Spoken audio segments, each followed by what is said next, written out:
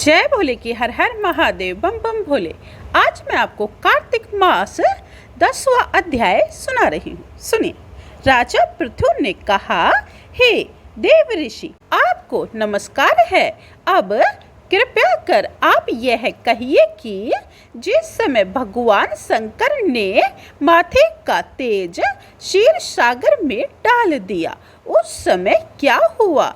नारद जी ने कहा, हे राजन, जब शंकर जी ने तेज क्षीर सागर में डाल दिया तो वह शीघ्र ही बालक होकर गंगा सागर के संगम पर बैठ कर संसार को भय देने वाला रुदन करने लगा।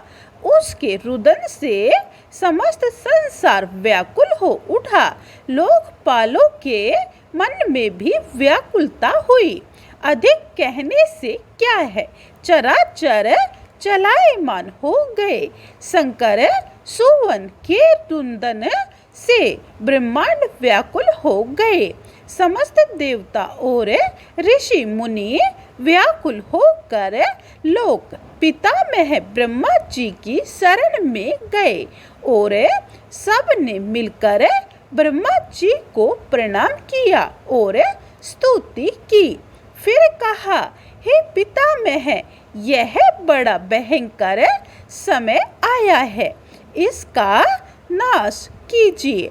देवताओं की यह बात सुनकर ब्रह्मा जी सत्यलोक से उस बालक को देखने के लिए समुद्र तट पर आए। समुद्र से ब्रह्मा जी को आता देख उन्हें प्रणाम किया और बालक को उठकर उनकी गोद में दे दिया। तब विस्मित होकर ब्रह्मा जी ने पूछा, हे सागर, तुम शीघ्र बताओ कि यह बालक किसका है? तब समुद्र ने कहा, हे प्रभु, यह तो मैं नहीं जानता, किंतु मुझे इतना अवश्य ज्ञात है कि यह गंगा सागर के संगम पर प्रकट हुआ है। अतः आप इस बालक का जाति कर्म आदि संस्कार कीजिए। इसका जातक फल बताइए। नारद जी कहते हैं कि इधर तो सागर ब्रह्मा जी से ऐसा कह रहा था, उधर सागर पुत्र भी ब्रह्मा जी के गले में हाथ डालकर बार बार उनको आकर्षण कर रहा था। अब तो उसने ब्रह्मा जी का गला जोर से पकड़ा कि वे पीड़ित हो नेत्रों से आंसू डालने लगे।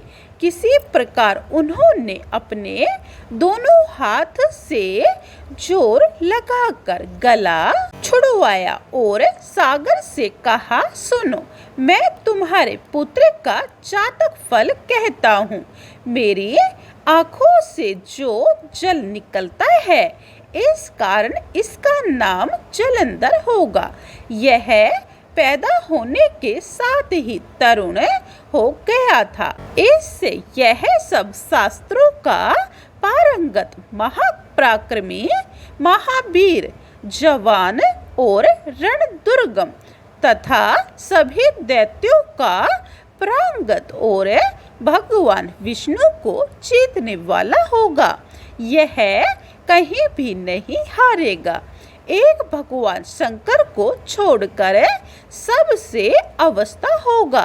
जहाँ से यह उत्पन्न हुआ है, फिर वहीं जाएगा।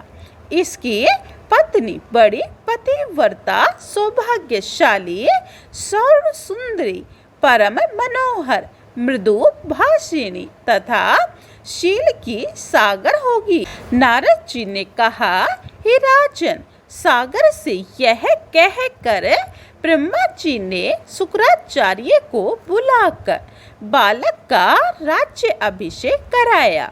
फिर अंतर्ध्यान हो गए। अब तो उस बालक को देख सागर बहुत प्रसन्न हुआ और कितने ही उपाय से उनका पालन करके बड़ा किया। फिर काल नेमि नामक असुर को बुला उनकी वृंदा नाम की पुत्री से उनका विवाह करा दिया। अब शुक्राचार्य के प्रभाव से वह दैत्यों पर राज्य करने लगा।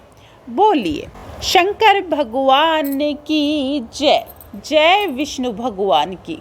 10वां अध्याय समाप्तम। 11वां अध्याय यह आप कल सुबह सुनिए।